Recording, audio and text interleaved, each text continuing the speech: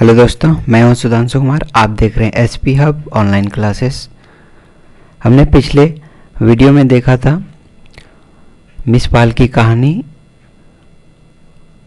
Miss पाल के पास रंजीत पहुंचते हैं किस प्रकार, और दोनों में आपस में बात होता है। उसके बाद की कहानी अब शुरू करते हैं। आइए। पिंकी को यहाँ आने के बाद एक रात सर्दी लग गई थी। उसने अपनी सांस दबाकर कहा, मैंने उसे कितनी ही गर्म चीज़ें खिलाई पर वह 2 दिन में चलता बना। मैंने बिस्तर बदल दिया। उससे शिकायत करने लगा कि वह जो अपने बारे में बिना किसी को ठीक बताए दिल्ली से चली आई, यह उसने ठीक नहीं किया।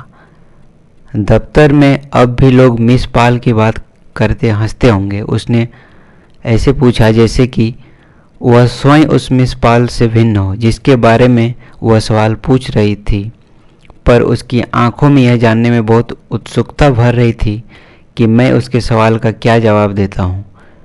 लोगों की बातों को तुम इतना महत्व क्यों देते हो? मैंने कहा। लोग वैसे ही बातें इसलिए करते हैं कि उसके जीवन में मनोरंजन के दूसरे साधन बहुत कम होते हैं। जब वह व्यक्ति चला जाता है तो 4 दिन में यह भूल जाते हैं कि संसार में उसका अस्तित्व था भी या नहीं। कहते कहते मुझे एहसास हो आया कि मैंने यह क्या कहकर गलती की है। मिस पाल मुझसे यही सुनना चाहती थी कि लोग अब भी उसके बारे में उसी तरह बातें करते हैं और उसी तरह उसका मजाक उड़ाते हैं। यह विश्वास उसके लिए अपने वर्तमान को सार्थक समझने के लिए जरूरी था। हो सकता है तुम्हारे सामने बात न करते हों, मिस पाल बोली, क्योंकि उन्हें पता है कि हम लोग मित्र रहे हैं, नहीं तो वह कमीने लोग बात करने से बाज आ सकते हैं। अच्छा था कि मिस पाल ने मेरी बात पर विश्वास नहीं किया। उसने समझा मैं झूठ मूठ उसे दिलासा देने की कोशिश कर रहा हूँ। हो सकता है बात करते भी हो। मैंने कहा, पर तुम अब उन लोगों की बातें क्यों सोचती हो? कम से कम तुम्हारे लिए तो उन लोगों को अब अस्तित्व भी नहीं है। मेरे लिए उन लोगों का अस्तित्व कभी था ही नहीं। मिस पाल ने मुंह बिचका दिया। मैं उनमें से किसी को अपने पैर के अंगूठे के बराबर भी नहीं समझती थी। आंखों में लग रहा था जैसे अब भी उन लोगों को अपने पास देख रही हो और उसे खेद हो कि वह ठीक से उनसे प्रतिशोध क्यों नहीं ले पा रही। तुम्हें पता है कि रमेश का फिर लखनऊ ट्रांसफ़र हो गया है? मैंने बात बदल दी। अच्छा, मुझे पता नहीं था, पर उसने उस संबंध में और जानने की उत्सुकता प्रकट नहीं की।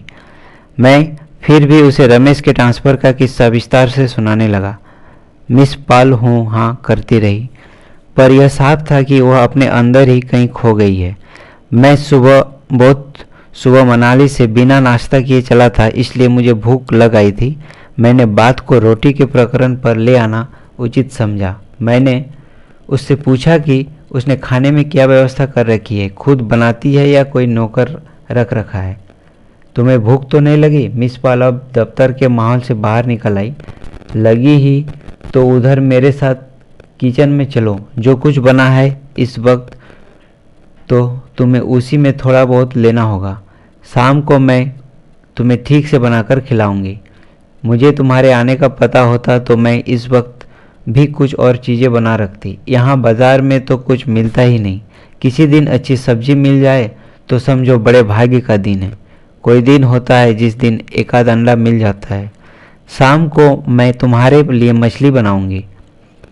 यहाँ की ट्राउट बहुत अच्छी होती है मगर मिलती बहुत मुश्किल से है। मुझे खुशी हुई कि मैंने सफलतापूर्वक बात का विषय बदल दिया है। मिस पाल बिस्तर से उठकर खड़ी हो गई थी। मैंने भी कुर्सी से उठाते हुए कहा, आओ चलकर तुम्हारा रसोईया तो देख लूँ। इसी समय मुझे कसकर भूख लगी है, इसलिए जो कुछ भी बना है वह मुझे ट्राउट से अच्छा लगेगा। शाम को मैं जोगिंदर नगर पहुंच जाऊंगा। मिस पाल दरवाजे से बाहर निकले हुए सहसा रुक गई। तुम्हें शाम को जोगिंदर नगर ही पहुंचना है तो लौट कर क्यों आए थे? यह बात तुम गांठ बांध लो कि आज मैं तुम्हें यहाँ से नहीं जाने दूंगी। तुम्हें पता है इन दिन महीनों में तुम मेरे यहाँ पहले ही मेहमान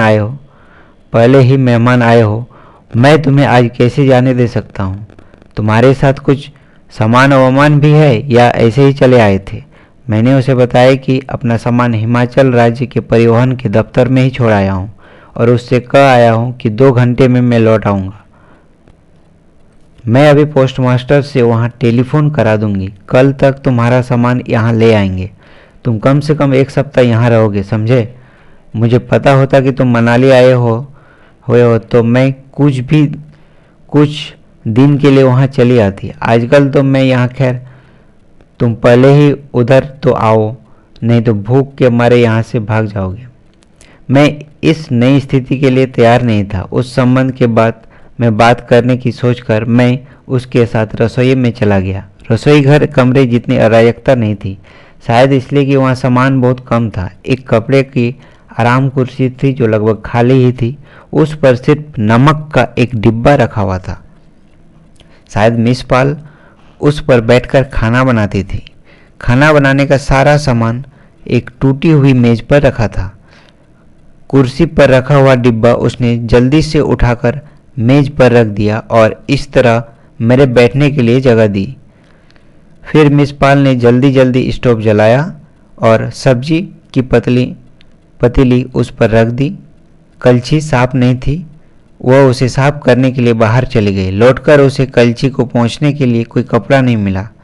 उसने अपनी कमीज से ही उसे पोंछ लिया और सब्जी को हिलाने लगी। 2 आदमियों का खाना है भी या दोनों ही भूखे रहना पड़ेगा? मैंने पूछा। खाना बहुत है, मिस पाल झुककर पतीले में देखते हुए बोली। क्या क्या है? मिस पाल कलछी से पतीली में टटोलकर देखने लगी। बहुत कुछ है, आलू भी है, बैंगन भी है और शायद बीच में एक आध टिंडा भी है। यह सब्जी मैंने परसों बनाई थी। परसों? मैं ऐसे चौंक गया कि जैसे मेरा माथा सहसा किसी चीज से टकरा गया हो। मिस पाल कलछी चलाती रही। हम रोज तो नहीं बना पाती हूँ, वह बोली। रोज बनाने लगूं तो बस खाना बनाने की हो रहा हूँ और अपने अकेले के लिए रोज बनाना का उत्साह भी तो नहीं होता। कई बार तो मैं सप्ताह भर का खाना एक साथ बना लेती हूँ और फिर निश्चिंत होकर खाना खाती रहती हूँ। कहो तो तुम्हारे लिए मैं अभी ताज़ा बना दूँ? तो चपाती क्या परसों की ही बनी रखी है? मैंने अनानास कुर्सी से उठ खड़ा हुआ। आओ इधर आकर देख लो, खा सकोगे या नहीं। वह कोने में रखे हुए बेंत के संदूक के पास चली गई। मैं भी उसके पास पहुंच गया। मिस पाल ने संदूक का ढकना उठा दिया। संदूक में 25-30 खुश्क चपातियां पड़ी थी। सूखकर उन सब ने कई तरह की आकृतियां धारण कर ली थी। मैं संदूक के पास से आकर फिर कुर्सी में बैठ गया। तुम्हारे लिए ताज़ी चपाती बना देती हूँ, मिस पाल एक अपराधी की तरह देखती हुई बोली। नहीं, जो कुछ बना रखा है वही खाएंगे, मैंने कहा। मगर अपनी इस भलमानसाहत के लिए मेरा मन अंदर ही अंदर कुड़ गया। सब्जी 3 दिन से ज़्यादा नहीं चलती, वह बोली। बाद में मैं जैम, प्याज और नमक से काम चलाती हूँ। यहाँ आलूचे बहुत मिल जाते हैं। जैम है, ठहरो तुम्हें प्लेट देती हूँ। वह फिर जल्दी से बाहर चली गई और कमरे से किलों वाली प्लेटें खाली करके ले आई। गिलास में वह आकर बोली, सरसों का तेल रखा है, पानी तुम प्याली में ही लोगे या? ट्राउट मछली खाना खाते समय और खाना खा चुकने के बाद भी मिस पाल के दिमाग में ट्राउट मछली की बात ही सवार रही। जैसे भी हो शाम को ट्राउट मछली बनाएंगे। उसके हट की वजह से मैंने उससे कह दिया था कि मैं अगले दिन सुबह तक वहाँ रह जाऊँगा। मिस पाल ने आगे का फैसला अगले दिन पर छोड़ दिया था। उसे शाम के लिए कई और चीज़ों का इंतजाम करना था, क्योंकि ट्राउट मछली आसानी से तो नहीं बन जाती। पहली चीज़ घी चाहिए था। डिब्बे में घी नाम मात्र को ही था। प्याज और मसाला भी घर में नहीं था। मिट्टी का तेल भी चाहिए था। खाने के बाद हम लोग घूमने के लिए निकले तो पहले वह मुझे साथ बाजार ले गई। हटवार के पास भी घी नहीं था। उसके लिए मिस पाल आधा सेर घी भिजवा दे, अगले दिन कुल्लू से लाकर लौटा देगी। उससे उसने यह भी कहा कि वह अपने घर के थोड़े से फ्रेंच बीन भी उतरवाकर उसे भेज दे और कोई मछली वाला उधर से गुजरे तो उसके लिए सेर भर ट्राउट ले रखे। सब्बरवाल साहब, मैं आपको बहुत तकलीफ देती हूँ। वह चलने से पहले 7-8 बार उसे धन्यवाद देकर बोली। मगर देखिए, मेरे मेहमान आए हुए हैं और यहाँ ट्राउट के अलावा और कोई चीज़ नहीं मिलती। देखती हूँ, अगर बाली मुझे मिल जाए तो मैं उसे कहूँगी कि वह मुझे दरिया से एक मछली पकड़ दे, मगर बाली का कोई भरोसा नहीं। आप ज़रूर मेरे लिए ले रखिएगा। मैंने मिसेज एटकिंसन को भी कहला दिया है, उन्होंने भी ले ली तो मैं आज और कल दोनों दिन बना लूँगी। ध्यान रखिएगा, कई बार मछली वाला आवाज़ नहीं लगाता और ऐसे ही निकल जाता है। Thank you very much. मेरा सामान के लिए उसने कुल्लू फ़ोन भी करा दिया। अब सड़क पर चलती हुई वह सुबह के नाश्ते की बात करने लगी। रोटी को तो ट्राउट हो जाएंगी, मगर सुबह नाश्ता क्या बनाया जाए? डबल रोटी यहाँ नहीं मिलेगी, नहीं तो मैं तुम्हें शहद के टोस्ट ही बनाकर खिलाती। अच्छा खैर, देखो, सड़क पर खुली धूप फैली थी और भेड़ों और पशम के बकरों का रेवड़ हमारे आगे आगे चल रहा था। साथ दो कुत्ते जीभ लपलपाते हुए पहरेदारी करते जा रहे थे। सामने से एक जीप के आ जाने से रेवड़ में खलबली मच गई। बकरी वाले भेड़ों की पहाड़ की परत धकेलने लगे। एक पेड़ का बच्चा ढलान से फिसल गया और नीचे से सिर उठाकर मिमियाने लगा। किसी बकरी वाले का ध्यान उसकी तरफ नहीं गया तो मिस पाल सहसा परेशान हो उठी। ए भाई देखो, वह बच्चा नीचे गिरा जा रहा है। बकरी वाले, एक बच्चा नीचे खाई में गिर गया है, उसे उठा लाओ। ए भाई, एक दिन पहले वर्षा हुई थी, इसलिए ब्यास खूब चढ़ा हुआ था। नुकीली चट्टानों से छीलता और कटता हुआ पानी शोर करता हुआ बह रहा था। रस्सियां इकट्ठी हो रही थी और झूला दो व्यक्तियों को लिए हुए इस पार से उस पार जा रहा था। सहसा खुले में बैठे हुए दोनों व्यक्ति ही करके हंसने लगे, जैसे किसी को चिढ़ा रहे हो। फिर उनमें से एक ने जोर से छींक दिया। झूला उस पार पहुंच गया और वे व्यक्ति उसी तरह हंसते और छींकते हुए उससे उतर गए। झूला छोड़ दिया गया और उसकी रस्सियां इस सिरे से उस सिरे तक आधी गोलियों में फैल गई। जो व्यक्ति उधर उतरे थे वे उस किनारों से फिर एक बार जोर से हंसे। तभी झूला खींचने वालों में एक लड़का मचान से उतरकर हमारे पास आ गया। वह ऐसा करने लगा जैसे अभी अभी कोई दुर्घटना होकर हटी हो। मिस पाल, उसने कहा, यह वही सुदर्शन है जिसने अपने कुत्ते को खिलाया था। यह अब भी शरारत करने से बाज नहीं आता। उन व्यक्तियों के हंसने और छींकने का मिस पाल पर उतना असर नहीं हुआ था जितना उस लड़के की बातों से हुआ। उसका चेहरा एकदम से उतर गया और आवाज़ खुश्क हो गई। यह उधर के गांव का आदमी है ना? उसने पूछा। हाँ मिस साहब, तुम पोस्टमास्टर को बताना, वे अपने आप इसे ठीक कर लेंगे। मिस साहब, यह हमसे कहता है कि यह मिस साहब, तुम उस वक्त जाओ, अपना काम करो। मिस पाल उसे झिड़क कर बोली। पोस्टमास्टर से कहना, वे इसे एक दिन में ठीक कर देंगे। मगर मिस साहब, जाओ। वो बोले, जाओ, फिर कभी उधर आकर बात करना। लड़के की समझ में आया कि मिस साहब से बात करने में उस समय उससे क्या अपराध हुआ है। वह सिर लटकाए हुए चुपचाप वहाँ से लौट गया। कुछ देर हम लोग वहीं रुके रहे। मिस पाल जैसे थकी हुई सी सड़क के किनारे एक बड़े से पत्थर पर बैठ गई। मैं दरिया के उस पार पहाड़ की चोटी पर उगे हुए वृक्षों की लंबी पंक्ति को देखने लगा, जो नीले आकाश और गुब्बारे जैसे सफ़ेद बादलों के बीच खींची हुई लकीर सी लगती थी। दरिया के दोनों तरफ पुल के सलेटी खंभे खड़े थे, जिन पर अभी पुल नहीं बनाया गया था।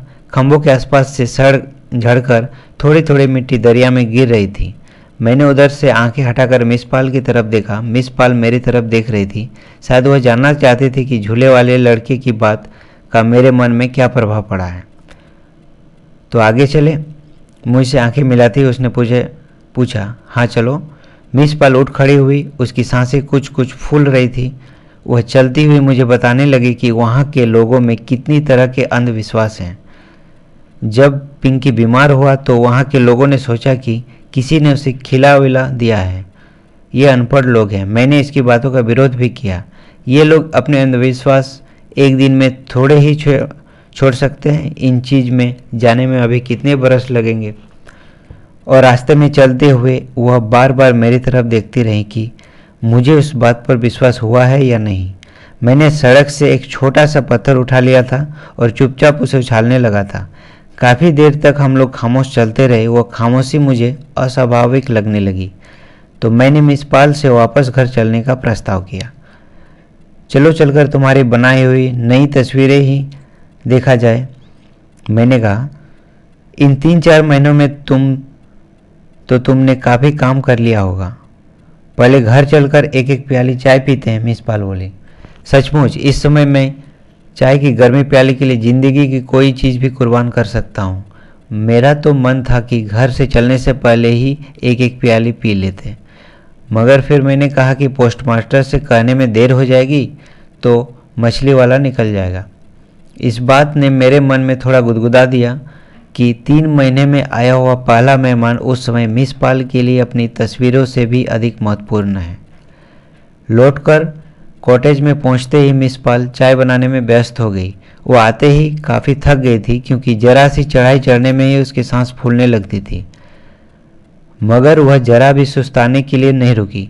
चाय के लिए उसकी यह व्यस्तता मुझे बहुत अस्वाभाविक लगी, शायद इसलिए कि मुझे खुद चाय की ज़रूरत महसूस नहीं हो रही थी। मैं घूमकर कमरे में बरामदे में लगी हुई तस्वीरों को देखने लगा।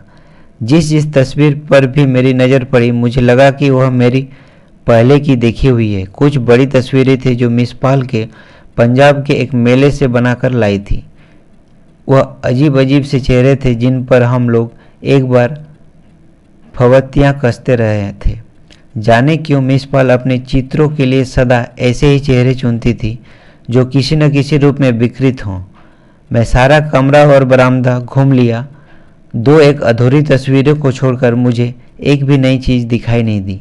मैंने रसोइयों घर में जाकर मिस पाल से पूछा कि उसकी नई तस्वीरें कहाँ हैं। अजी छोड़ो भी, मिस पाल प्याली धोती हुई बोली। चाय की प्याली पीकर हम लोग ऊपर की तरफ घूमने चलते हैं। ऊपर एक बहुत पुराना मंदिर है। वहाँ की पुजारी तुम्हारे ऐसे ऐसे किस्से सुनाएगा कि तुम सुनकर हैरान रह जाओगे। एक दिन वह बता रहा था कि यहाँ कुछ मंदिर ऐसे हैं जहाँ लोग पहले तो देवता से वर्षा के लिए प्रार्थना करते हैं, मगर बाद में अगर देवता वर्षा नहीं देते तो उसे हिडिंबा के मंदिर में ले जाकर रस्सी से लटका देते हैं। है ना मज़ेदार बात? जो देवता तुम्हारा काम न करे उसी फांसी लगा दो। मैं कहती हूँ रंजित, यहाँ लोगों में इतने अंधविश्वास है कि क्या कहा जाए। ये लोग अभी तक कैसे कौरवों पांडवों के ज़माने में ही जीते हैं। आज के ज़माने में से इसका कोई संबंध नहीं है। और एक बार उड़ती नज़र से मुझे देखकर वह चीनी ढूंढने में व्यस्त हो गई। अरे चीनी कहाँ चली गई? अभी हाथ में थी और अभी न जाने कहाँ रख दी। देखो कैसे भुलक्कड़ हो गई हूँ। मेरा तो बस एक ही इलाज है कि कोई हाथ में छड़ी लेकर मुझे ठीक करे।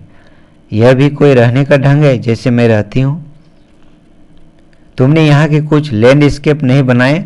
मैंने पूछा। तस्वीरें तो बहुत सी शुरू कर रखी है पर अभी तक पूरा नहीं कर सकी, मिस पाल जैसे उस मुश्किल स्थिति में बचने का प्रयत्न करती हुई बोली। अब किसी दिन लगकर सब की सब तस्वीरें पूरी करूँगी। तारपीन का तेल भी खत्म हो चुका है, किसी दिन जाकर लाना है। कई दिनों में सोच रही थी कि मंडी जाकर कैनवस और रंग भी ले आऊं, पर यूं ही आलस कर रह जाती हूँ। कुछ ड्राइंग पेपर भी जिल्द कराने हैं। अब जाऊंगी किसी दिन और सारे काम एक साथ कर लाऊंगी। बात करते हुए मिस पाल की आंखें झुकी जा रही थी, जैसे वह अपने ही सामने किसी चीज़ के लिए अपराधी हो और लगातार बात करके अपने अपराध के अनुभव को छिपाना चाहती हो। मैं चुप रहकर उसे चाय में चीनी मिलाते देखता रहा और उसे देखते हुए उस समय मेरे मन में कुछ वैसी उदासी भरने लगी जैसे एक निर्जन समुद्र तट पर या ऊंची पहाड़ियों से घिरी हुई एकांत पथरीली घाटी में जाकर अनायास मन से भर जाती है। कल से एक तो मैं अपने घर को ठीक करूंगी। मिस पाल क्षण भर बाद फिर उसी तरह बिना रोके बात करने लगी। एक तो घर का सारा सामान ठीक ढंग से लगाना है, तुम्हें पता है मैंने कितने चाव से दिल्ली में अपने कमरे के लिए जाली के पर्दे बनवाए थे। वे पर्दे यहाँ ज्यों के त्यों बक्से में बंद पड़े हैं। मेरा लगाने को मन ही नहीं हुआ। मैं कल ही दरवान से कहकर पर्दे के लिए चौखटे बनवाऊंगी। खाने पीने का थोड़ा बहुत सामान भी घर में रखना ही चाहिए। बिस्कुट, मक्खन, डबल रोटी और अचार का होना तो बहुत ज़रूरी है। जो चीज़ें कुल्लू से मिल जाती है वो तो मैं लाकर रख ही सकती हूँ। तारपीन का तेल भी मुझे कुल्लू से ही मिल जाएंगे। उसने चाय की प्याली मेरे हाथ में दे दी तो भी मेरे मुंह से कोई बात नहीं निकली। मैं चुपचाप छोटे छोटे घूंट भरने लगा। मेरा मन को उस समय एक तरह का जड़ता ने घेर लिया था। कहाँ मिस पाल के बारे में दिल्ली के लोगों से सुनी हुई वे बातें और कहाँ उसके जीवन का ये एकांत विडंबना। ट्राउट मछली। मिस पाल की सारी परेशानियों के बावजूद उस दिन उसने ट्राउट नहीं मिल सकी।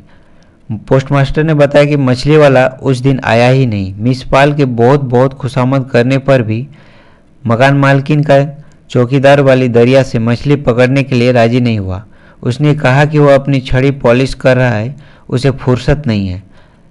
मिसेज एटकिंसन ने के बच्चों ने एक मछली पकड़ी थी, मगर उसके पति ने उस दिन खास तौर पर मछली की कतलियों के लिए कहा था, इसलिए वह अपनी मछली मिस पाल को नहीं दे सकती थी। हाँ, पोस्टमास्टर ने फ्रेंच बीन जरूर भेज दिए।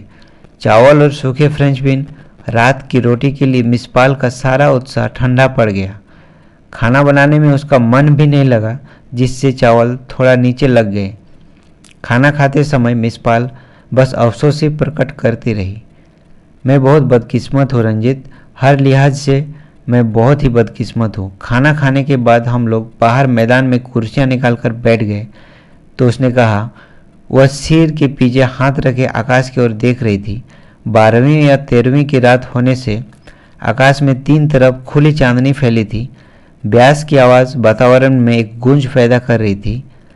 वृक्षों की सरसराहट के अतिरिक्त मैदान की घास से भी एक धीमी सी सरसराहट निकलती प्रतीत होती थी। हवा तेज थी और सामने पहाड़ के पीछे से उठता हुआ बादल धीरे धीरे चांद की तरफ सरक रहा था। क्या बात है मिस पाल, तुम इस तरह गुमसुम क्यों हो रही हो? मैंने कहा, चावल थोड़ा खराब हो गया तो इससे इस तरह उदास होने की बात क्या है?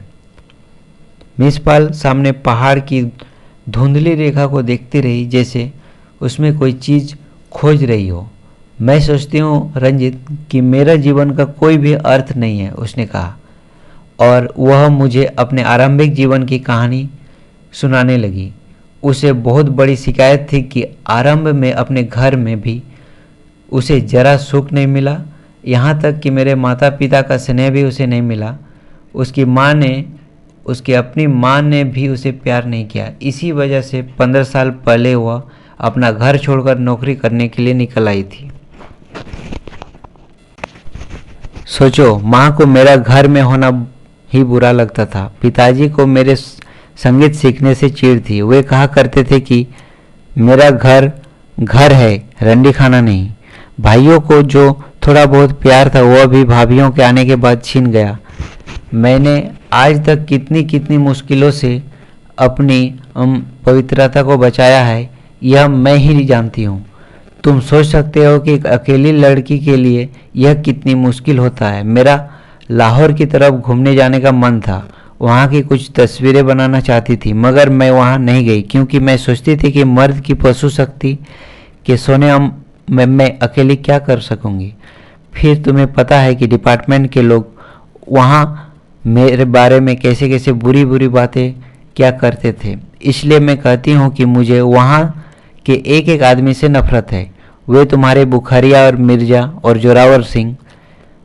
मैं तो कभी ऐसे लोगों के साथ बैठकर एक प्याली चाय भी पीना पसंद नहीं करती थी। तुम्हें याद है एक बार जब जोरावर सिंह ने मुझसे कहा था, और फिर वह दफ्तर के जीवन की कई छोटी छोटी घटनाएं दोहराने लगी।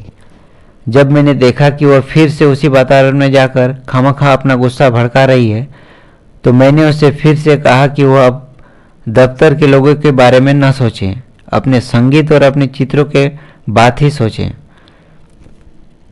तुम यहाँ रहकर कुछ अच्छा चीज़ें बना लो, फिर दिल्ली आकर अपना प्रदर्शन ही करना। मैंने कहा, जब लोग तुम्हारी चीज़ें देखेंगे, तुम्हारा नाम सुनेंगे तो अपने आप तुम्हारी कद्र करेंगे। मैं प्रदर्शनी अदर्शनी के किसी चक्कर में न पड़ूंगी। मिस पाल उसी तरह सामने की तरफ देखते हुए बोली, तुम जानते ही हो इन सब चीज़ों में कितनी पॉलिटिक्स चलती है। मैं उस पॉलिटिक्स में नहीं पढ़ना चाहती।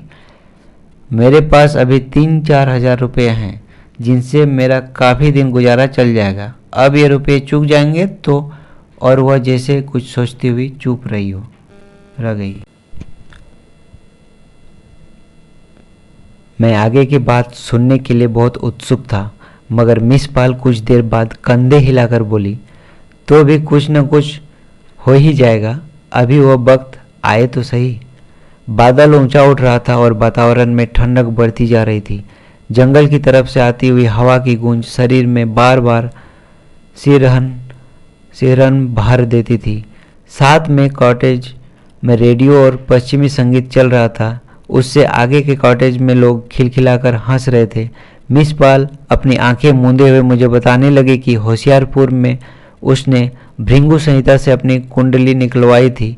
उस कुंडली के फल के अनुसार इस जन्म में उस पर यह साफ है कि उसे कोई सुख नहीं मिल सकता, न धन का, न ख्याति का, न प्यार का। इसका कारण भी भृंगु संहिता में ही दिया था। अपने पिछली जन्म में वह सुंदर लड़की थी और नृत्य संगीत आदि कलाओं में बहुत पटु थी। उसके पिता बहुत धनी थे और वह उसकी अकेली संतान थी। जिस व्यक्ति से उसका विवाह हुआ वह बहुत ही सुंदर और धनी था, मगर मुझे अपनी सुंदरता और अपनी कला का बहुत मान था, इसलिए अपने पति का आदर नहीं किया। कुछ ही दिनों में वो बेचारा दुखी होकर इस संसार से चल बसा। इसलिए मुझ पर यह साफ है कि इस जन्म से मुझे सुख नहीं मिल सकता। मैं चुपचाप उसे देखता रहा। अभी दिन में ही वह वहाँ के लोगों के अंधविश्वासों की चर्चा करते हुए उनका मजाक उड़ा रही थी। सहसा मिस पाल भी बोलते बोलते चुप कर गई। उसकी आंखों में मेरे चेहरे पर स्थिर हो गया और उनके लिपस्टिक के रंगे हुए होंठों की तह में जैसे उस समय कोई चीज़ें कांप रही थी। काफ़ी देर हम लोग चुप बैठे रहे। बादल ने चांद को छा लिया था और चारों तरफ गहरा अंधेरा हो गया था। सहसा साथ के कॉटेज की बत्ती भी बुझ गई, जिससे अंधेरा और भी गहरा लगने लगा। मिस पाल उसी तरह मेरी तरफ देखती रही थी। मुझे महसूस होने लगा कि मेरे आसपास की हवा कुछ भारी हो रही है। मैं सहसा कुर्सी से पीछे सरक कर उठ खड़ा हुआ। मेरा ख्याल है कि अब रात काफ़ी हो रहा है, उसने कहा। चलकर बिस्तर बिछा देती हूँ। तुम बताओ, तुम्हारा बिस्तर बरामदे में बिछा दूँ या? हाँ, बरामदे में ही बिछा दो, अंदर काफ़ी गर्मी होगी। देख लो, रात में ठंड हो जाएगी। कोई बात नहीं, बरामदे में हवा आती रहेगी तो अच्छा लगेगा। और बरामदे में लेटे हुए मैं देर तक जाली के बाहर देखता रहा। बादल पूरे आकाश में छा गया था और दरिया का शब्द बहुत पास आया सा लगता था। जाली से लगा हुआ मकड़ी का जाला हवा से हिल रहा था। पास ही कोई चूहा कोई चीज़ कुतर रहा था। अंदर कमरे से बार बार करवट बदलने की आवाज़ सुनाई दी जाती थी। रंजीत, अंदर से आवाज़ आई तो मेरे सारे शरीर में एक सिरहन भर गई। मिस पाल, सर्दी तो नहीं लग रही है? नहीं, बल्कि हवा है इसलिए अच्छा लग रहा है। और तभी टप टप टप मोटी मोटी बूंदें पड़ने लगी। पानी की बौछार मेरे बिस्तर पर आने लगी तो मैंने करवट बदली। बरामदे की बत्ती मैंने जल्दी ही रहने दी, इसलिए कई चीज़ इधर उधर बिखरी नजर आ रही थी। बिस्तर बिछाते समय मिस पाल को घर को काफ़ी उथल पुथल करनी पड़ी थी। मेरी चारपाई के पास ही एक तीपाई औंधी पड़ी थी और उससे जरा आगे तस्वीरों के कुछ एक फ्रेम रास्ते में गिरे थे। सामने के कोने में मिस पाल के ब्रश और कपड़े का एक ढेर में उलझे हुए पड़े थे। अंदर की चारपाई चिरमिराई और लकड़ी के फर्श पर पैरों की धप धप आवाज़ सुनाई देने लगी। फिर सुराही से चुल्लू में पानी पीने की आवाज़ आने लगी। रंजीत, प्यास तो नहीं लगी? बोले नहीं। अच्छा, सो जाओ। कुछ देर मुझे लगता रहा जैसे आसपास एक बहुत तेज सांसें चल रही है जो धीरे धीरे दबे पैरों सारे वातावरण पर अधिकार करती जा रही है और आसपास की हर चीज़ अपने पर उसका दबाव महसूस कर रही है। पानी की बूंदें कुछ धीमी पड़ने लगी तो मैंने फिर से जाली की तरफ करवट बदल ली और पहले की तरह ही बाहर देखने लगा। तभी पास ही झन से किसी चीज़ के गिरने की आवाज़ सुनाई दी। क्या गिरा है रंजीत? अंदर से आवाज़ आई। पता नहीं, शायद किसी चूहे ने कुछ गिरा दिया है। सचमुच मैं यहाँ चूहे से बहुत तंग आ गई हूँ। मैं चुप रहा। अंदर की चारपाई फिर चिरमिराई। अच्छा सो जाओ। सारी रात पानी पड़ता रहा। सुबह सुबह बरसात थम गई मगर आकाश साफ नहीं हुआ। सुबह उठकर चाय के समय तक मेरी मिस पाल से खास बातें नहीं हुई। चाय पीते समय भी मिस पाल अधूरे अधूरे टुकड़े में ही बातें करती रही। मैंने उससे कहा कि मैं पहली बस से चला जाऊंगा तो उसने एक बार फिर मुझे रोकने का आग्रह किया। यूं साधारण बातचीत में भी मिस पाल काफ़ी तकल्लुफ़ बरत रही थी, जैसे किसी बिल्कुल अपरिचित व्यक्ति से बात कर रहे हो। मुझे उसका सारा व्यवहार बहुत अस्वाभाविक लग रहा था। वह जैसे बात न करने के लिए ही अपने छोटे छोटे कामों में व्यस्त रख रही थी। मैंने दो एक बार उससे हल्के मजाक में करने का प्रयत्न किया जिससे तनाव हट जाए और मैं उससे ठीक से विदा लेकर जा सकूं, मगर मिस पाल के चेहरे पर हल्की सी मुस्कुराहट भी नहीं आई। अच्छा तो मिस पाल, अब चलने का बात किया जाए। आखिर मैंने कहा, तुम कल कह रही थी कि तुम भी कुल्लू साथ ही चलोगी, तो अच्छा होगा तुम आज ही वहाँ से अपना सारा सामान भी ले जाओगी। बाद में तुम फिर आलस कर जाओगी।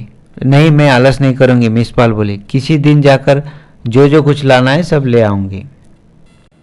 और फिर बरामदे में बिखरे हुए कपड़ों को बिना मतलब ही उठाकर इधर उधर रखते हुए उसने कहा, आज बरसात का दिन है इसलिए आज नहीं जाऊँगी, कल या परसों किसी समय देखूँगी। लाने के लिए कितनी ही चीज़ें हैं, इसलिए अच्छी तरह सब सोच कर जाना चाहिए। आज घिरा हुआ दिन है। आज नहीं, घिरा हुआ दिन है तो क्या घर का सामान नहीं आएगा?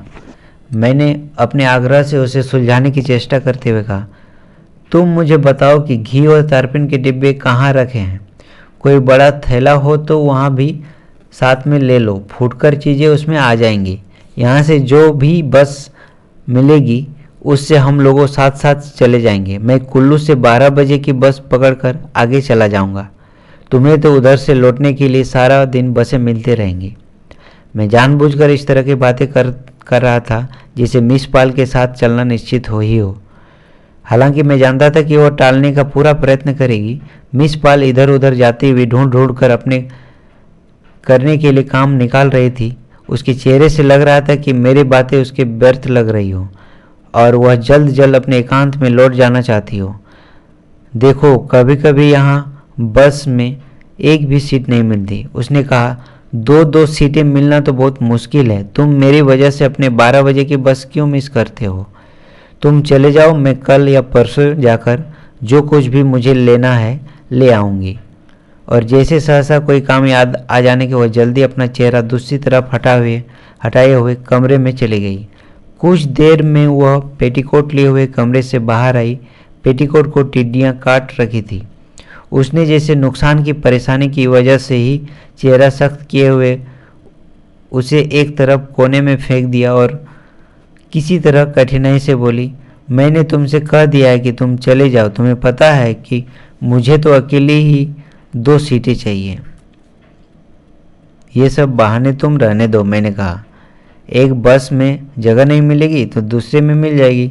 तुम इधर आकर मुझे बताओ कि वे डिब्बे कहाँ रखें। मिस पाल शायद ज़्यादा बातें नहीं करना चाहती थी, इसलिए उसने मेरे बात का विरोध नहीं किया। अच्छा तुम बैठो, मैं अभी ढूंढती हूँ, उसने कहा और आंखें बचाती हुई रसोई घर में चली गई। पहली बस में सचमुच हम लोगों को जगह नहीं मिली। ड्राइवर ने वह बस वहाँ रोकी ही नहीं और हाथ के इशारे से कह दिया कि बस में जगह नहीं है।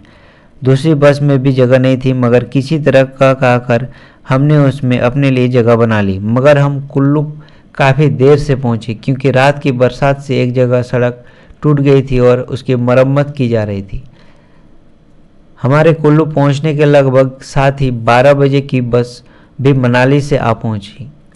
11:15 हो चुके थे। मैंने अंदर जाकर अपना सामान का पता किया, फिर बाहर मिस के पास आ गया। मिस पाल ने खाली डिब्बे अपने हाथों में संभाले रखे थे। मैंने डिब्बे उसके हाथ से लेने लगा तो उसने अपने हाथ पीछे हटा लिए। चलो पहले बाजार में चलकर तुम्हारा सामान खरीद ले, मैंने कहा। अब सामान की बातें रहने दो, उसने कहा। तुम्हारी बस आ गई है, तुम इसमें चले जाओ। सामान तो मैं किसी भी समय खरीद लूँगी। तुम्हें इसके बाद फिर किसी बस में जगह नहीं मिलेगी। 2 बजे की बस मनाली से ही भरी हुई आती है। तुम्हारा एक दिन और यहाँ खराब होगा। दिन खराब होने की क्या बात है, मैंने कहा। पहले चलकर बाजार से सामान खरीद लेते हैं। अगर आज सचमुच किसी बस में जगह नहीं मिली तो मैं तुम्हारे साथ लौट चलूँगा और कल किसी बस से चला जाऊँगा। मुझे वापस पहुँचाने की ऐसी कोई जल्दी नहीं है। नहीं, तुम चले जाओ, मिस पॉल हट के साथ बोली। अपने लिए खामखा मैं तुम्हें परेशान करूं? अपना सामान तो मैं जब भी कभी ले लूँगी, मगर मुझे लगता है कि आज तुम ये डिब्बे इसी तरह लिए हुए लौट जाओगी। अरे नहीं, मिस पॉल की आंखें उमड़ आई और वो अपने आंसुओं को रोकने के लिए दूसरी तरफ देखने लगी। तुम समझते हो कि मैं अपना शरीर का देखभाल भी नहीं करती? अगर न करती तो इतना शरीर ऐसे ही होता। लाओ पैसे दो, मैं तुम्हारा टिकट ले आती हूँ। देर करोगे तो इस बस में भी जगह नहीं मिलेगी। तुम इस तरह जिद क्यों करते हो मिस पॉल? मुझे जाने की सचमुच ऐसी कोई जल्दी नहीं है, मैंने कहा। मैंने तुमसे कहा है तुम पैसे निकालो, मैं तुम्हारा टिकट ले आऊँ। मगर नहीं, तुम रहने दो। कल तुम्हारा टिकट मेरी वजह से खराब हुआ था। मैं फिर तुमसे पैसे किस लिए मांग रहा हूँ? और वह डिब्बे वहीं रखकर झटपट टिकट के घर तरफ बढ़ गई। ठहरो मिस पॉल, मैंने असमंजस में अपना बटुआ जेब से निकाल लिया। तुम रुको, मैं अभी आ रही हूँ। तुम उतनी देर में अपना सामान निकलवाकर ऊपर रखवाओ। मेरा मन उस समय न जाने कैसा हो रहा था। फिर भी मैंने अंदर से अपना सामान निकलवाया और बस की छत पर रखवा दिया। मिस पॉल तब तक टिकट घर के बाहर ही खड़ी थी। शनिवार होने के कारण उस दिन स्कूल से जल्दी छुट्टी हो गई थी और बहुत से बच्चे बस्ते लटकाए सुल्तानपुर के पहाड़ों से नीचे आ रहे थे। कई बच्चे बस की सवारियों को देखने के लिए वहां आसपास जमा हो रहे थे। मिस पॉल उस समय प्याजी रंग की सलवार कमीज पहने थे और ऊपर काला दुपट्टा लिए थी। उन कपड़ों की वजह से उसका शरीर पीछे से और भी फैला हुआ लगता था। बच्चे एक दूसरे से आगे होते हुए टिकट घर के नज़दीक जाने लगे। मिस पॉल टिकट घर की खिड़कियों पर झुकी हुई थी। एक लड़के ने धीरे से आवाज़ लगाई, कमाल है भाई, कमाल है। इस पर आसपास खड़े बहुत से बच्चे हंस दिए। मुझे लगा जैसे किसी ने मेरे भारी मन पर एक और बड़ा पत्थर डाल दिया हो। बच्चे सब के सब टिकट घर के आसपास जमा हो गए थे और आपस में खुसुर पुसुर कर रहे थे। मैं उनसे कुछ कह भी नहीं सकता था क्योंकि उससे मिस पॉल का ध्यान खामखा उनकी तरफ चला जाता। मैं उधर से अपना ध्यान हटाकर दरिया की तरफ से आते हुए लोगों को देखने लगा। फिर भी बच्चों की खुसुर पुसुर मेरे कानों पर पड़ती रही। 2 लड़कियां मुझे धीरे धीरे आपस में बातें कर रही थी। मर्द है, नहीं औरत। तू सिर के बाल देख, बाकी देख, शरीर देख, मर्द है। तू कपड़ा देख और सब कुछ देख, औरत है। ऐसे लड़के बच्चे लोग बातें कर रहे थे। आओ बच्चों आओ, पास आकर देखो। मिस पॉल की आवाज़ से मैं जैसे चौंक गया। मिस पॉल टिकट लेकर खिड़की से हट आई थी। बच्चे उसे आते देखकर आ गए कहते कहते भाग खड़े हुए। एक बच्चे ने सड़क के उस तरफ जाकर फिर से आवाज़ लगाई, कमाल है भाई, कमाल है। मिस पॉल सड़क पर आकर कई कदमों बच्चे के पीछे चली गई। आओ बच्चों, यहाँ हमारे पास आओ, वह कहती रही। हम तुम्हें मारेंगे नहीं, टॉफियाँ देंगे, आओ। मगर बच्चे पास आने के बजाय और भी दूर भाग गए। मिस पॉल कुछ देर सड़क के बीच रुकी रही, फिर लौटकर मेरे पास आ गई। उस समय उसके चेहरे का भाव बिल्कुल विचित्र लग रहा था। उसकी आंखों में आए हुए आंसू नीचे गिरने को हो रहे थे और उन्हें झुठलाने के लिए वह एक फीकी हंसी हंसने का प्रयत्न कर रही थी। उसने अपने होठों को जाने किस तरह काटा था कि एकाध तरह से लिपस्टिक नीचे फैल गई थी। उसकी घिसी हुई कमीज के सीवने कंधे के पास घुल रही थी। खूबसूरत बच्चे थे नहीं, उसने आंखें झपकाते हुए कहा। मैंने उसकी बात का समर्थन करने के लिए सिर हिलाया तो मुझे लगा कि मेरा सिर पत्थर की तरह भारी हो गया है। उसके बाद मेरी समझ में कुछ नहीं आया कि मिस पॉल मुझसे क्या कर रही है और मैं उससे क्या बातें कर रहा हूँ। जैसे आंखों और शब्दों के साथ विचारों का कोई संबंध नहीं रहा था। मुझे इतना याद है कि मैंने मिस पॉल को टिकट के पैसे देने का प्रयत्न किया, मगर वो पीछे हट गई और मेरे बहुत अनुरोध करने पर भी उसने पैसे नहीं लिए। मगर किसी अवचेतन प्रक्रिया से हम लोगों के बीच अब तक बातचीत का सूत्र बना रहा, यह मैं नहीं जान सका। मेरे कान उसे बोलते सुन रहे थे और अपने को भी, परंतु वे जैसे दूर की ध्वनियाँ थी, अस्फुट, अस्पष्ट, अर्थहीन। जो बात ठीक से सुन सका वह यही थी, और वहाँ जाकर रंजीत, दफ्तर में मेरे बारे में किसी से बात मत करना, समझे? तुम्हें पता है कि वे लोग कितने ओछे हैं, बल्कि अच्छा होगा कि तुम किसी को यह भी न बताओ कि तुम मुझे यहाँ मिले थे। मैं नहीं चाहती कि वहाँ भी कोई मेरे बारे में कुछ जाने या बातें करे, समझे? बस तब स्टार्ट हो रही थी और मैं खिड़की से झांककर मिस पाल को देख रहा था। बस चलो, तो मिस पाल हाथ हिलाने लगी। दोनों खाली डिब्बे वो अपने हाथों में लिए हुए थी। मैंने भी एक बार उसकी तरफ हाथ हिलाया, बस के मुने तक हिलाते हुए खाली डिब्बे को ही देखता रहा। यहीं पे कहानी की समाप्ति हो जाती है। मनोवैज्ञानिक कहानी का यही तात्पर्य होता है कि कहानी को कोई एक उचित मोड़ दिए बिना ही उसका अंत कर देना। लेखक मनोवैज्ञानिक कहानियों के साथ पाठकों के साथ खेलते रहते हैं, उनके इमोशन को भड़काते रहते हैं।